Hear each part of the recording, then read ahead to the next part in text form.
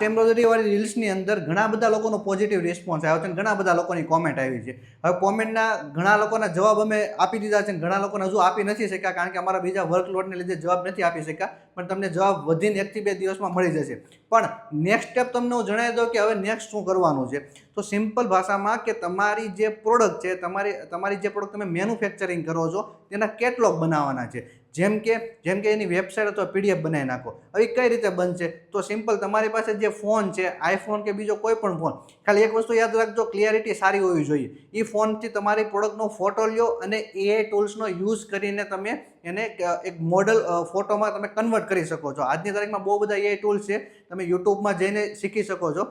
આ પહેલો સ્ટેપ થઈ જાય, તમારો કેટલોગ રેડી થઈ જશે. બીજા નંબરનો સ્ટેપ આવશે, તમારે ડોક્યુમેન્ટ રેડી કરવાનું થશે. ડોક્યુમેન્ટમાં તમારે આઈસી કોડ રેડી કરી નાખજો. આઈસી કોડ એટલે ઇમ્પોર્ટ એક્સપોર્ટ કોડ, જે ડીજીએફટીની સાઇટ ઉપરથી 500 રૂપિયામાં તમારે નીકળી જશે.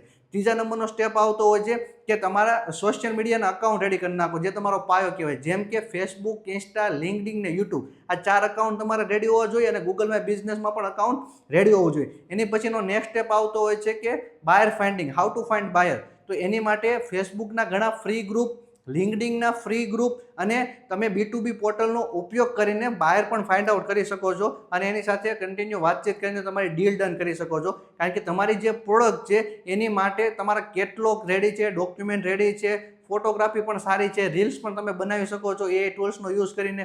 આ બધી વસ્તુ થઈ જશે એટલે બાયરને ખાલી તમારું પ્રોડક્ટ પીચ કરીને વાતચીત કરીને ભાવ ફાઇનલ કરવાનું થશે અને આ રીતે તમે કામ કરી શકો છો. હજુ આમાં પ્રોબ્લેમ આવે છે, હજુ સમજ નથી પડતી કઈ રીતે કામ કરવું જોઈએ, તો તમે ફરીથી કોમેન્ટમાં લખી આપો મશીન, હું તમને ફરીથી પીડીએફ શેર કરી આપીશ અને એમાં પણ ડિટેલમાં માહિતી આપેલી છે, જેના કારણે તમે જોઈ શકો કઈ રીતે કામ કરવું જોઈએ. અને તમે જો સુરતથી હો અથવા કોઈ પણ સિટીમાંથી હો, તમારે મને મળવું હોય તો તમે હું તમને નંબર આપીશ, નંબરમાં કોલ કરીને મને ઓફિસ આવીને મળી શકો છો. બાય ચાન્સ હું ફોન નથી રિસીવ કરતો તો તમે મને કોમેન્ટની અંદર મારો નંબર માગી લેજો, અથવા તમે જે મારા નંબરમાં કોલ કરો છો કોલની જગ્યાએ મેસેજ છોડી દેજો. હાય હેલો ન મોકલતા, જે પ્રોબ્લેમ હોય એ મોકલજો. કારણ કે બધા ફોન હું રિસીવ નથી કરી શકતો. તો તમે મને કોમેન્ટમાં મારો જે વોટ્સઅપ નંબર છે એમાં તમે મેસેજ છોડી આપો. જે પ્રોબ્લેમ હોય હું તમને મારા તરફથી જેટલા પણ આન્સર અપાશે હું આપી દઈશ.